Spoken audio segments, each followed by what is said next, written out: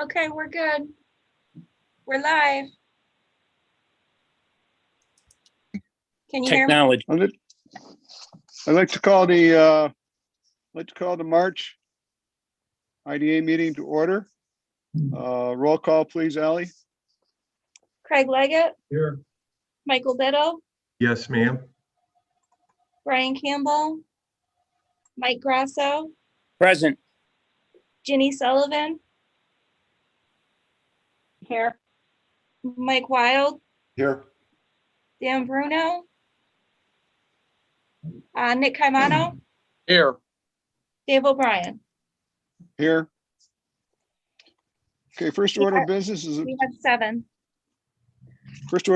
approval of minutes of February 16th, 2021 board meeting. Do I have a motion? Motion. Second. Motion by Nick, second by Mr. Biddle. Any omissions, corrections? All in favor? Aye. Aye. Aye. Second is current accounts payable. So if you could review those, please. As a note, Ally, I noticed that we have the payment for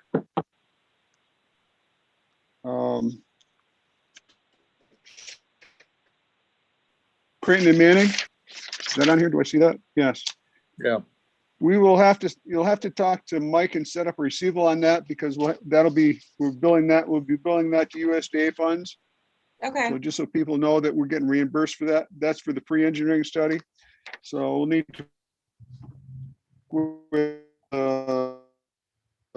Mike. Any questions?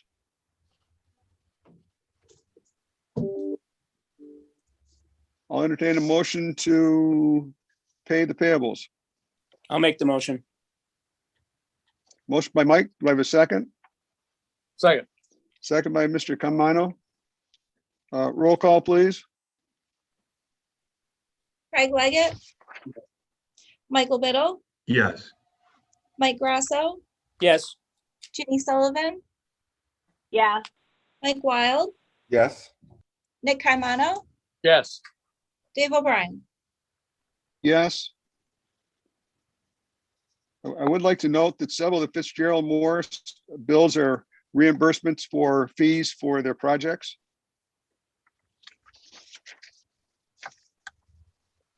Okay, next order of business, I'd like to introduce George and Aaron Badcock. They have applied for assistance from the IDA and we'll be reviewing the application and setting public hearings. So I would like to start with Aaron and George. Explain your project, explain what you're looking to accomplish, and just a general flavor of what this is going to do to improve your business and more exposure for hacker boats. I'm not sure everybody knows about Hacker, so I'll just give you a little bit of a brief history.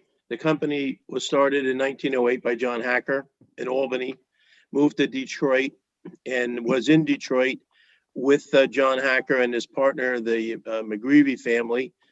John Hacker left the company full-time 1934, and the company built wood boats in the Detroit area, actually in Sterling Heights on the Clinton River, until around 1960. So at that point in time, they ceased to build boats, and they maintained a marina on the river where they had built the boats, which is still there to this day. So Bill Morgan in the 70s became aware of the corporate name and the trademarks had expired. So he acquired those trademarks and formed the Hacker Boat Company, Inc. And that's the company that is still in business today that I bought about 10 years ago. And when I bought the company, we were building boats on Lake George, and we moved the company to a standalone facility, an old pallet factory up in Ticonderoga. We rebuilt those buildings, revitalized those buildings, and built a brand new building. It's a strange lot. It's about 7 acres, but it's a tough lot to work with. But anyhow, We have maintained those buildings and built the boats up there at that location for the last 10 years. But at this point, we are out of space. We could not add to that facility for the additional space that we need to build boats. We're ending up now building bigger boats. We opened up a line of yacht tenders, which run or can run up to 45 feet. And so our need over the last several years has been to find a new location, hopefully in a more in an area where we could build larger boats, a facility we could build larger boats. So we did find this location in 2019, the latter part of 2019, came to terms with Bob Perkins, who was operating it as a recycling center. And it is quite a bit larger than our other facility. We entered into a purchase agreement with him with a lease, partially because of the COVID situation last year, the problems that were there, but we wanted to try and move the company down here to Queensbury because, as I said, we had exhausted our space. We could not really build the facility that we needed in Ticonderoga. Secondly, we are at the limit of craftspeople that we need to expand and to build the boats, especially a different type of boat. When we build a more customized yacht tender, or now we're building a lot more customized boats than we did in the past. Whereas Bill Morgan built a set lineup of boats, now there's a little bit different approach, a different buyer with more custom boats. But anyhow, be it as it may, where the IDA helps us is we are competing with one company that builds boats for stock. It's in Idaho. There are a number of other smaller companies around that build custom boats. And we have applied for the tax, not sure how that works, in the tax credits or tax abatement of property taxes. It's all in an effort to be, in our eyes, to be competitive, to allow us to sharpen our pencil when we're selling our boats. We follow the same practice when we buy ingredients for the boats. For instance, we buy our wood, the mahogany, 2 years in advance. So we contract for that wood 2 years in advance to make sure we get the most competitive price. We lock in a price, and then we take delivery on 2 deliveries per year. So it's the same concept that we're using. We're trying to get to be the most competitive we can be in our environment, and obviously it's difficult to do business here in New York as a manufacturer. It's not the easiest thing to do. So any help that we can get helps us hire more people, and it will help us in a sense cut our pricing to be more competitive. So without sacrificing quality. And Yeah. That's the bottom line at the end of the day too, is to maintain the quality of the Hackercraft name.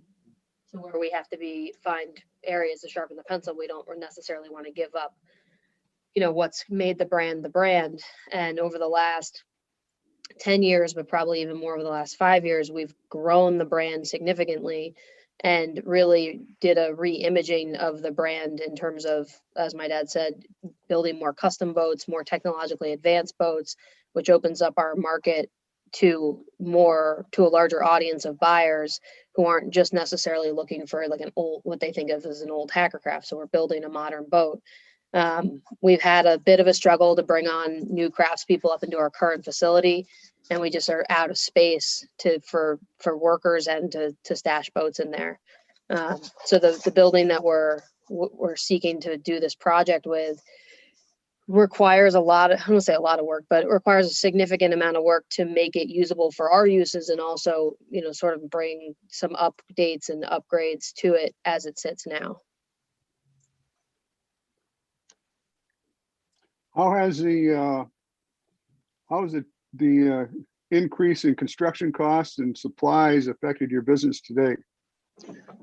Well, there are increases, yes. But as I said, primarily we buy mahogany for the boats. The boats used to be made out of various materials.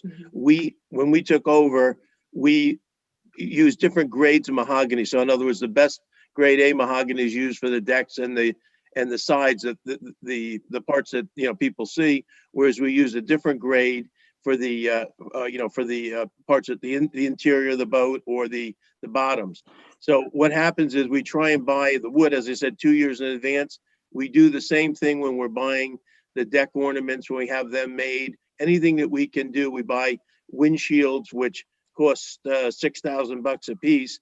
We buy them in 10 or 12 of them at a time, so that we get every price advantage that we can. We haven't been hit too hard on some of the products, the materials that go into the seating and things like that, and the instruments. Those prices have stayed fairly stable. The pricing's been stable. It's a challenge. The lead time Yes, has right. created issues and bottlenecks from an efficiency standpoint. But the pricing has maintained within a reasonable range. And the engines, we use one vendor for our engines, and that's Ilmor. It's a Roger Penske company. We buy we give them an order for the year, and it's somewhat price sensitive, so they'll give us a slight discount for that. But those prices have remained fairly stable as well from last year to this year. Our facility in Chestertown, where Okay. we're going. Any to questions be- for the Badcocks at this point? Yes, I have a couple questions. I assume they're purchasing the building. Is this for a mortgage tax abatement too? Yes, sorry, but yes, the Yes. tax, I lost you there, Mike, but yes, the tax package that the IDA offers is what I guess what we're talking about. We are applying for a mortgage Right. reporting tax Okay. exemption. And can I just ask a couple questions about the facility? Since it was a recycling facility, we always worry about pollution. Have you had a phase 1 or phase 2 done of that? We've had phase 1 clean, we've had an asbestos check clean, and we've had a mold clean, the entire facility. Okay. Mr. Leggett? Do you anticipate, what do you anticipate to be your fit up costs of the project? Somewhere in the area, Mike, of 600,000, Okay. And the purchase price of the building? 2.4. So about a $3 million. Yes. Okay. Good. Mr. Leggett? Thank you. On the 15 to 20 employees, is that new employees or is that going to be total? No additional. Additional employees. Thank you. Well, and remind me how many you have already? We have about 35 right now. And they'll be moving down from your Tuckman Road facility? Correct. We have commitments from almost everybody to come down. What kind of pay scale are we talking for these? Are these minimum wage, these additional employees? Are they minimum or would they be making roughly? Not to be too nosy, but we like to see, higher priced wages for new job creation, obviously. Sure. So, basically, from a skilled labor perspective, you're probably anywhere from $18 to $28, $30 an hour. So Okay. if we're starting somebody or we're going to train them, they might start on the low end. We typically bring on an employee and we do a 90-day review right within that first quarter to see whether they're working well for us, we're working well for them, if we brought them on at the right rate and we can make changes as we go from there. So. Excuse me for being nosy, but how long does it take you to build a boat? Well, it depends on the size, Mike. For instance, if it's a smaller 24-footer, 26-footer, it'll take us about 7 months. If it's the bigger boats, we've got a couple we're building right now. They're 33-footers, so they're 18 months. Okay, thank you. And once more, I must have missed it. How many new people are you expecting? We project in between 15 and 20, and Thank you. we're recruiting now outside the area as well as inside the area. Thank you. Mr. Chairman, Mike Wild, if you don't mind. Oh, I don't mind, Mike. So thanks for coming and considering Queensbury for your new location. That's awesome. But I'm just curious about your market. how stable is your market? Is it an international market? Is it a US-based market? I'm just curious about, the long-term outlook for the business. Sure. Well, let me try and answer it this way, Mike. There's two buyers for our boats. We have a new boat buyer and we have a pre-owned boat buyer. So what we've tried to do over the years is we've diversified, and diversified is the wrong word. What we've done is expanded our revenue streams, so that last year, for instance, we did $1.8 million in restoration work. 2 years before that, we did 550,000. So we've expanded that business by marketing to the 600 hacker owners that are out there, that those services are available. We bring the boats in from all over the country. So that's one source of income. The other source is the used boats. We call them pre-owned, but we have a certification process.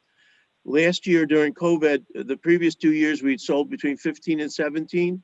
Last year, we sold 22.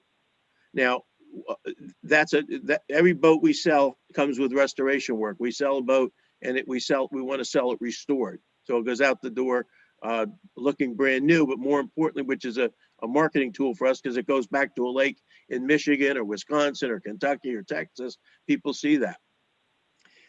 So the used boats have remained stable. The new boats, there is a market for those boats. We've sold to many high end or high income people, and our business has been steady at 10 boats a year, depending on the size of the boats.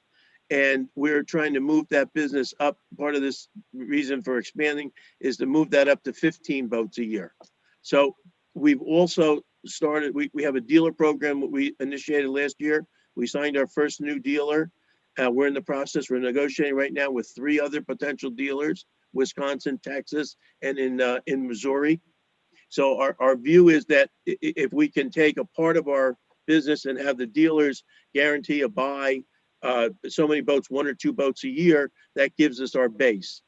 Now, we do have a dealer in Southeast Asia who has bought, obviously COVID interrupted it, and that dealer was affected there in Thailand, and they were affected earlier than we were with COVID. But up until that point, in the first 2 years of the contract, they had purchased 14 boats from us.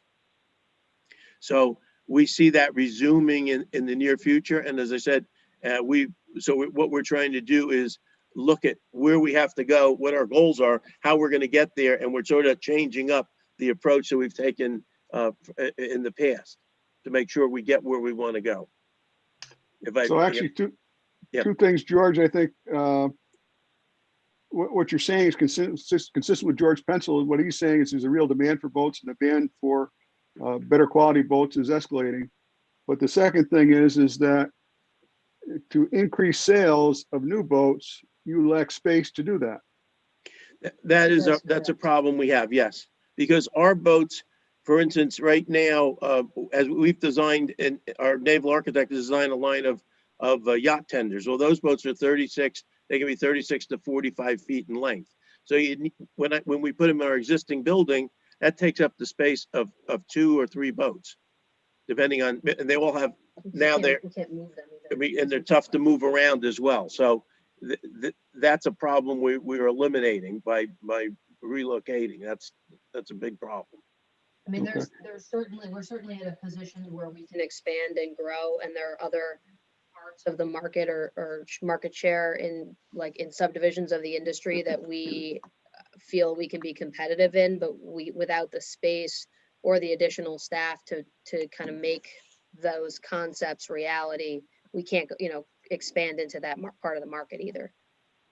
We'd like to, unfortunately, and just to finish up Mike's question, we'd love to be in Europe, and we were negotiating a deal in Europe when the COVID hit.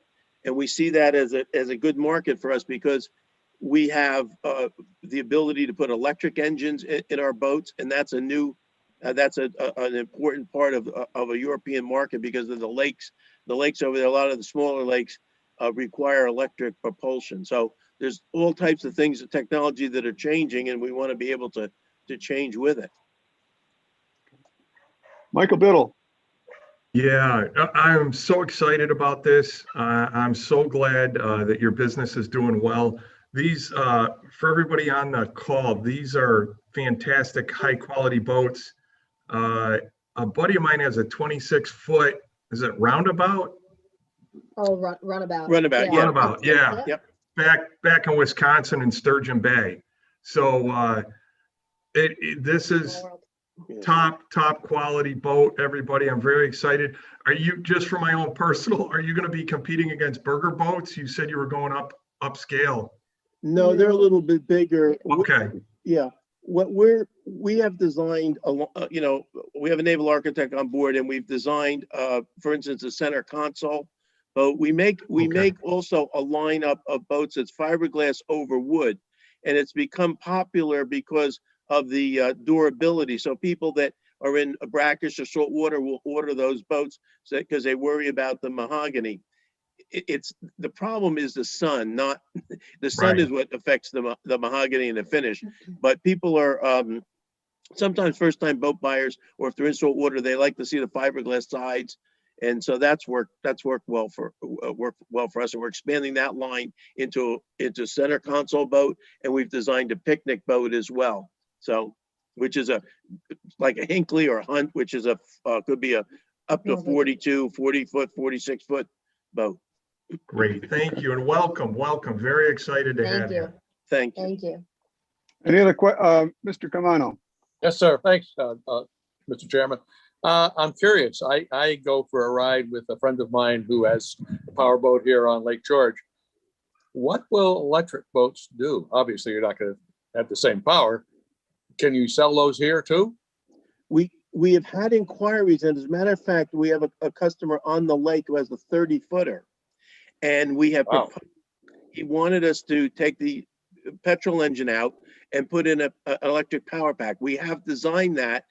The boat will go up to, with the engine, the design we put in, well, not me, but our naval architect, Jeff Brown, the boat will do 25 to 28 miles an hour, and it's a 30-footer, so it weighs 4,500 pounds. So that is advanced technology, putting electric motors into boats. I mean, that's something that Where the boat can perform, it's speaking to.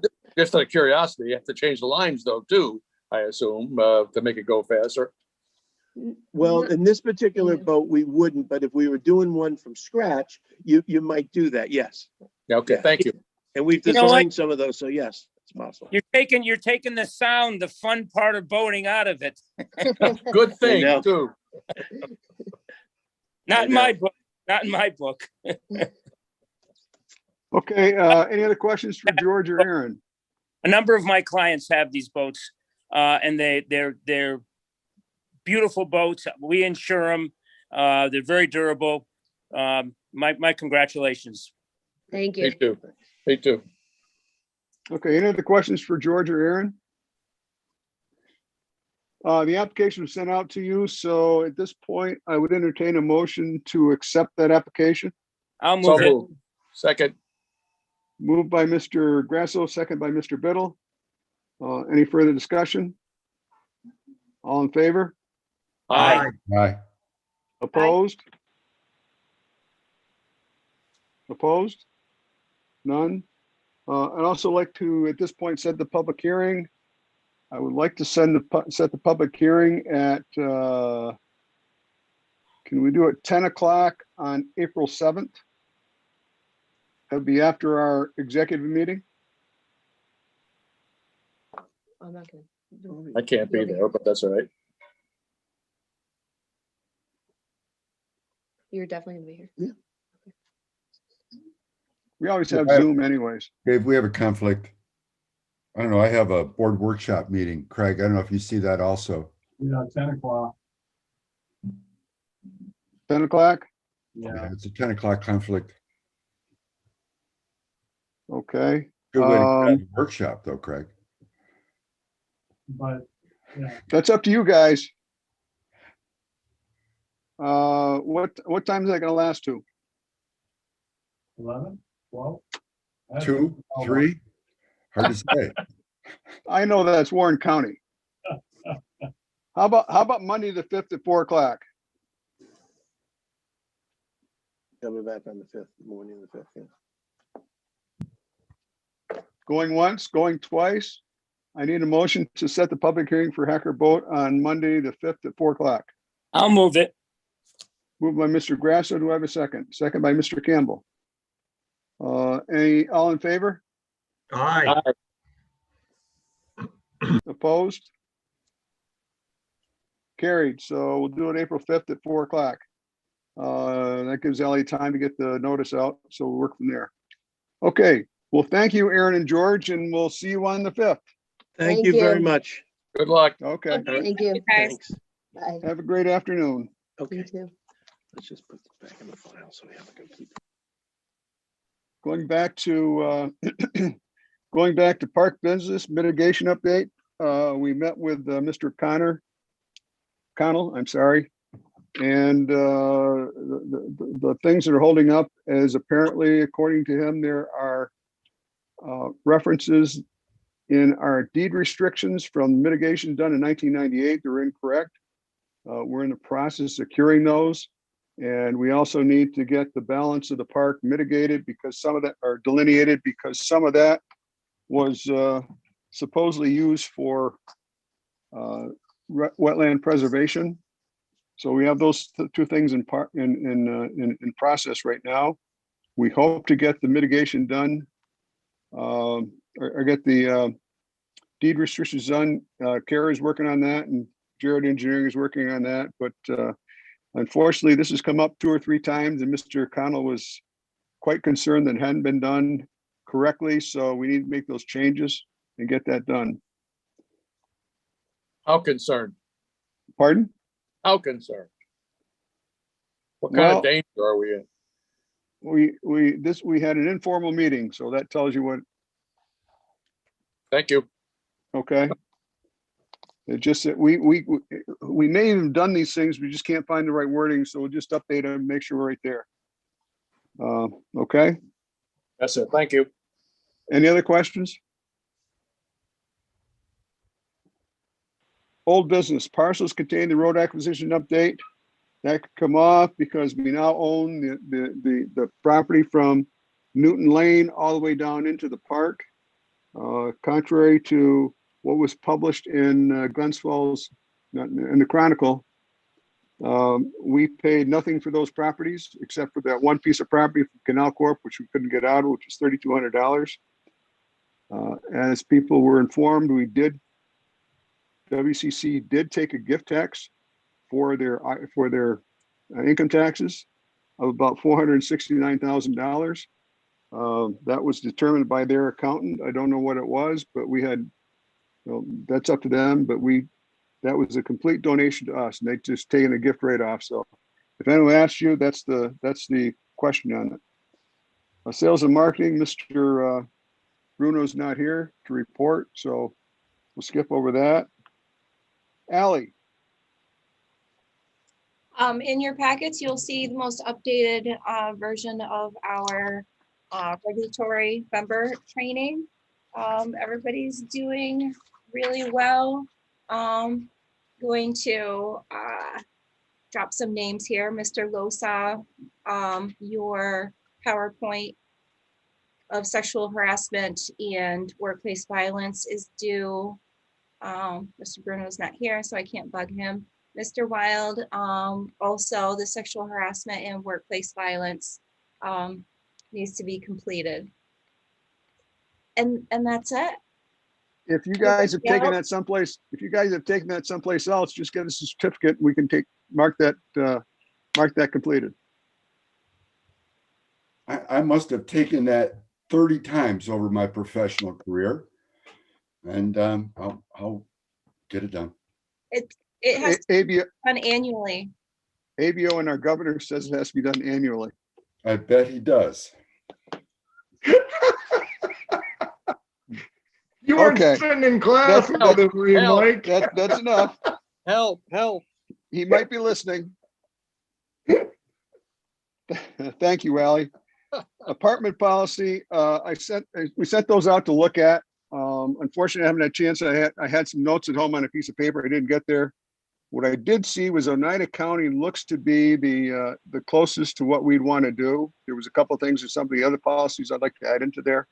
But I will have a draft for the executive meeting in April 7th, so we can start on that and determine where we want to go with it. But I think that, and Mike sits on some of the meetings too, and we're hearing that economic development is going to be handcuffed by the lack of appropriate and affordable, both affordable and upscale housing for people coming in. So there needs to be a transition.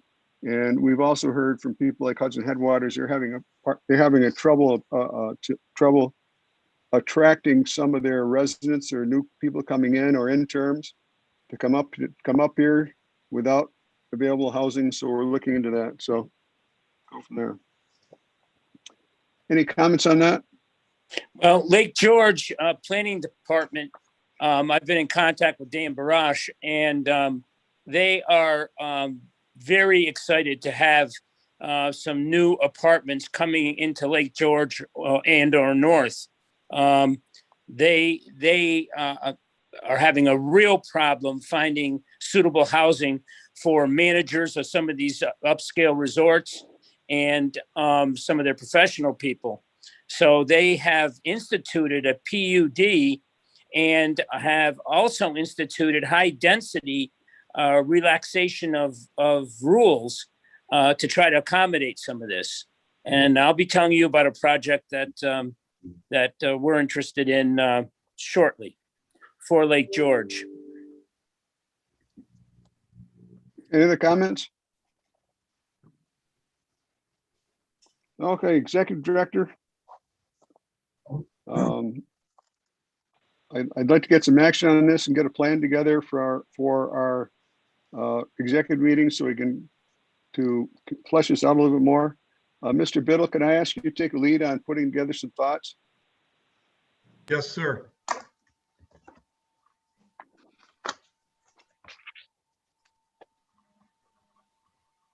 Craig, did you say something?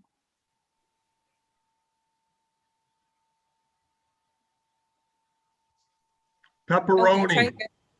Can you hear me now? I want Yes. pepperoni. Oh, okay. Darn it.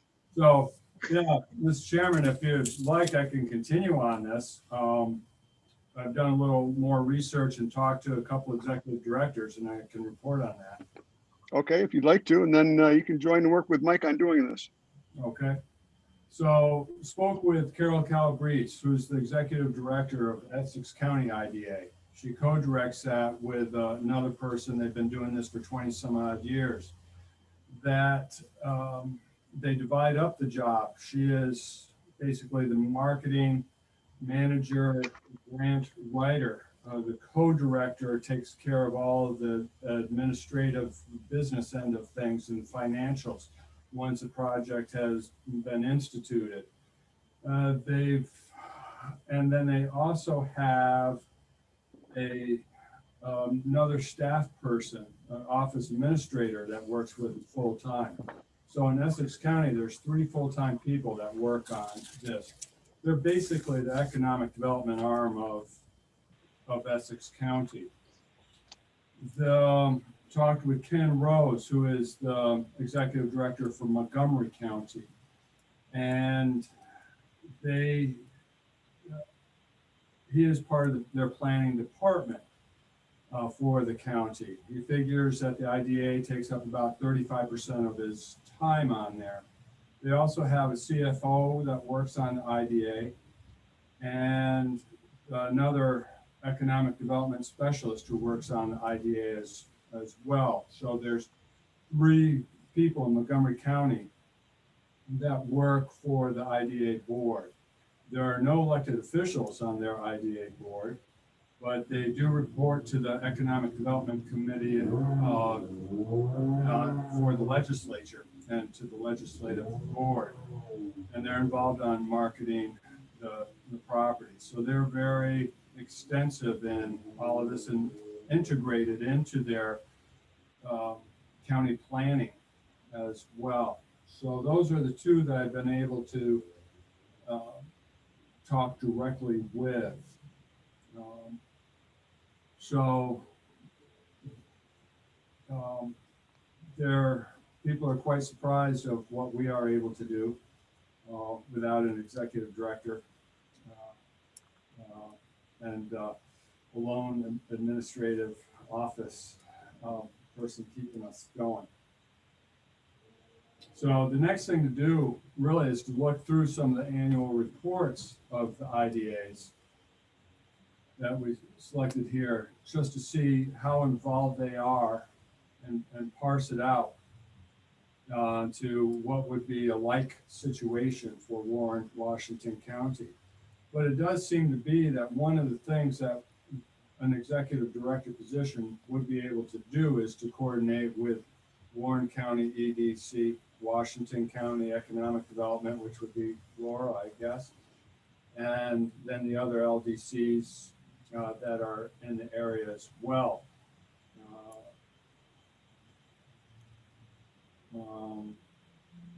For example, the Essex County works with Roost. Roost does all the marketing for the county, like their tourism bureau, and they work with them on certain projects and issues and trainings. So that's what I have to report at this time. Okay. Any other comments or questions for us? Okay, moving along then. Weston Sampson's engaged in their study of the dewatering facility. Craig, can you give just a quick update? Yes, we had a call last week with Weston Sampson. They've done studies on the cultural archaeology, historical significance properties. They've been doing overlays on their maps of and surrounding properties to see what are the opportunities and limitations. There was a report by RKGB about the marketing, and they're diving into the demographics. And I must say, it's a lot of things I think we already know, but they're going to parse it out a little bit more. That they are getting ready to do testing on the water capacity for the site. They'll be out there next week doing that. So the civil engineering side is coming along as well. Dave, what else was there? They're actually taking a little different tack on the statistics of the demographics. Is generally we're associated with the Saratoga area, in Albany area, capital region. They're doing a tack where they're looking at the what we'll call the Lake Champlain, Lake George region, which encompasses Warren, Washington County, but Essex and Hamilton also. So we get demographic in there because they feel that anything that's coming in would be more appropriately drawing from or supporting those areas versus Saratoga areas. So they're taking a little tack, but they are, the Regional Planning Board also has a study done by Camoin, which was done for the CARES Act to get statistics for both our SEDS and for economic recovery in Warren, Washington County and these areas. So they're using that to dovetail on it too. So there really is a reason why they've selected these areas to be a little more expansive on them. So I think we have another meeting in a week from Friday. Too, right, Dave? Yes, they are. They're where? Okay. Yep. Okay. Anything else on that? Questions on that? And we plan to meet every 2 weeks for updates on it. The bridge preliminary engineering report has been completed. That is being consolidated into the application to Economic Development Authority for the bridge replacement and also sewer study on that area down there. So we get that out and see what happens with that. I think I'm scheduled to sign some of those papers for that application for the grant this week. In addition,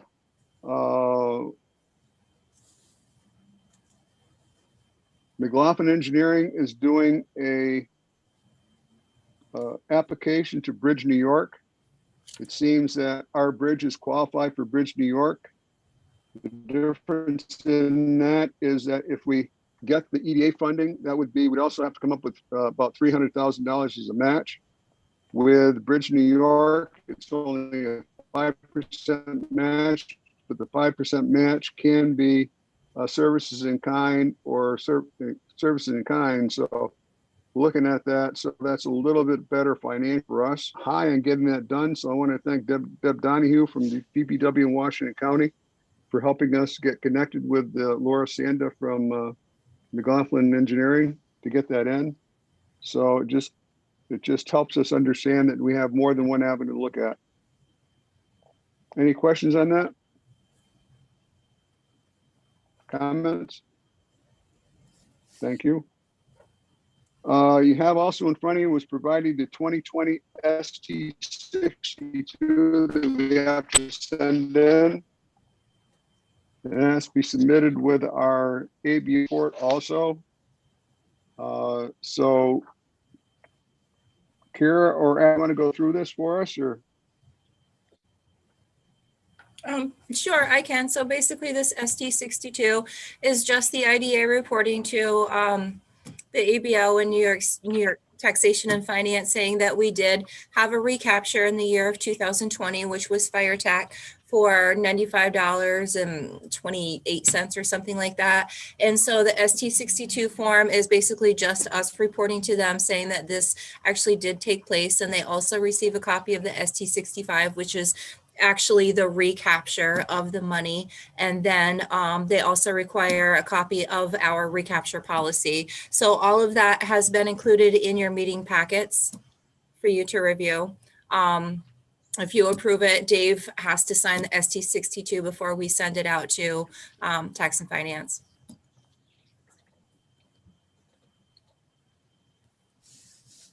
Okay. Any questions, Craig? Yeah, and who's responsible for that $95.28? Fire Tech was, and they've already paid it. They paid. Yes. Need a motion to move that, Dave? I'll move it. I do, Brian. Brian moves it. Do I have a second? Second. Second by Craig. Any other comments? All in favor? Aye. Aye. Hi. Opposed? We're betting 100% today. Dave, just Yes. as a point of information, Fire Tech is a client of mine. I just thought that would be appropriate. Okay, thank you. You also have in front of you, or was sent out to you, a land use agreement for Betty and Kring. And I'll tell you what this is for. 196 bridge that goes over the canal is being refurbished. It's a project that's going to take about 7 months. And what they're asking for is the ability to use the dirt road we own that goes from Lockgate Way up to the border of canal property that's underneath the bridge to store their equipment on that and as a staging area. So they sent a general land use agreement. CARES reviewed it. We submitted their request to the her changes to the request back to them. They signed off on them today. So I will need your authorization to sign this agreement so they can use that for storing. Three questions. Yes. Number one, did they provide us with a hold harmless agreement in that? Kara? Yeah, those were the changes we requested. We requested a indemnification, hold harmless, and we specified the insurance requirements. And then there was a couple of revisions, just like typos and clarifying type things. But yeah, that was the substantive changes we requested. Kara, did they also name us as additional insured on a primary basis? Yeah, yes, that language is in there, and it has to be provided prior to the commencement of any work at the site. How about if they do any damage to the road? That says they have to return it. The agreement says they have to return it to equal or better condition. Do you think we should take some pictures? Sure. We can. If, I mean, they're gonna be moving some heavy equipment over this Yeah, thing. I see what you're saying, for sure, yeah. Yeah, Yeah. okay. Michael, Yes, could we add in there that Mr. Campbell and I can operate the equipment? That's number one. Oh, boy. And yes, and I number, quit. I oh, quit. come on, Craig. There goes the hold harmless agreement. And number two is this with New York State? I missed that part, Chairman. yes, New York State is the one that, New York State's the one that owns that bridge, is doing reconditioning the bridge. And how long will it take? 7 months. See, so, Okay, So if you're coming to Fort Edward over 196, I would take 42 and go around. thank you. Or That's just St. avoid James- that area completely. That's by St. James Road, right? Yes, Chairman, yes. well, is there any way that they could even make that road better when they leave it? Well, I'm trying to think what the road looks like. It's just basically a dirt road. Yes, I mean, it's got to be at Okay, least or better. yeah. It's But that's not part of Lockgate Way. That's just a road that goes off it. right, but it does come into that south end of the property on that access. Yep. Yep. What do you think, asking them to put some number ones down or something like that, some stone when they're done? Please. I think We can ask them. pave it 24 feet wide. That would be much more than the condition it's in. I'd rather have them paved Lockgate Way instead. Brian, Maybe, after what Mike suggested and where Craig went, maybe ask Deb Donahue if there was something that would fit in that, because they're the right person asking the right question, and might get that done. yeah, I'll talk to Deb. Okay. Can I have a motion for me to sign that? They're starting work next Monday. Motion by Michael. Do I have a second? I'll second it. Second by Mr. Grasso. All in favor? Aye. Aye. We have the audit review that Mr. Collin is not quite finished with. We have to have that certified by the end of the week by the board. So at the end of this meeting, we're going to go into recess until probably Friday. And we'll talk about a time. Shouldn't take more than 10 or 15 minutes to get on, certify this and get it off so we can submit to ABO on our Paris report to ABO on a time for the second year in a row, thanks to Ally. So would 1 o'clock work for everyone on Friday?